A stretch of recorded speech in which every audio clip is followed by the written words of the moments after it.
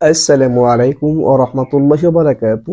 সম্মানিত প্রিয় দর্শকবৃন্দু, আশা করি আপনারা সকলে ভালো আছেন। প্রিয় বন্ধুগণ, আজ কোরআনুল কারীমের ছোট্ট একটি আয়াত থেকে আমি আপনাদের মাঝে কিছু কথা আলোচনা রাখতে চাই।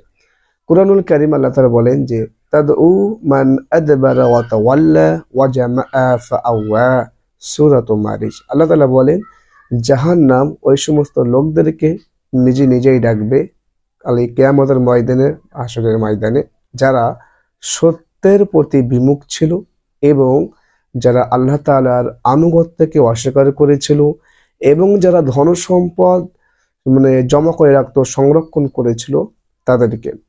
তাফসীর ইবনে কাসিরে আছে যে ক্ষুধার্ত কোনো প্রাণী যখন তার আহারকে খুঁজে খুঁজে ভক্ষণ করে, ঠিক তদ্রূপভাবে জাহান্নাম হাসরের ময়দানে এই সমস্ত ব্যক্তিদেরকে ডেকে ডেকে নেবে।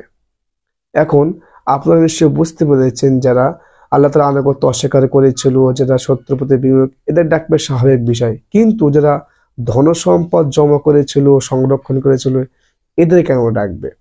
এটা কি এমন বড় পাপ? আপনারা নিশ্চয়ই এটা নিয়ে চিন্তা করছেন। তা আসুন এই বিষয়টা আমরা ক্লিয়ার করছি। হযরত কাতাদা রাদিয়াল্লাহু তাআলা আনহু এই ব্যাখ্যা বলতেন যে ব্যক্তি ধন সম্পদ অর্জনে হালাল হারাম বিচার না করে সংরক্ষণ করত এবং আল্লাহর রাস্তায় খরচ করত না, আল্লাহর রাস্তায় ব্যয় করত না, সেই ব্যক্তির কথা এই ব্যাখ্যায় বলা হয়েছে। প্রিয় বন্ধুগণ, আপনি উপার্জন করুন, সংরক্ষণ করুন, জমা করুন হালাল পথে এবং আল্লাহর রাস্তায় খরচ করুন, এতে আপনার কোনো অসুবিধা নেই।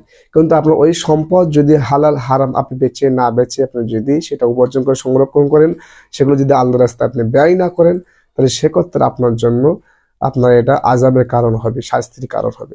আল্লাহ তাআলা আমাদের সকলকে হালাল হারাম বেছে উপার্জন করার তৌফিক দান করুন।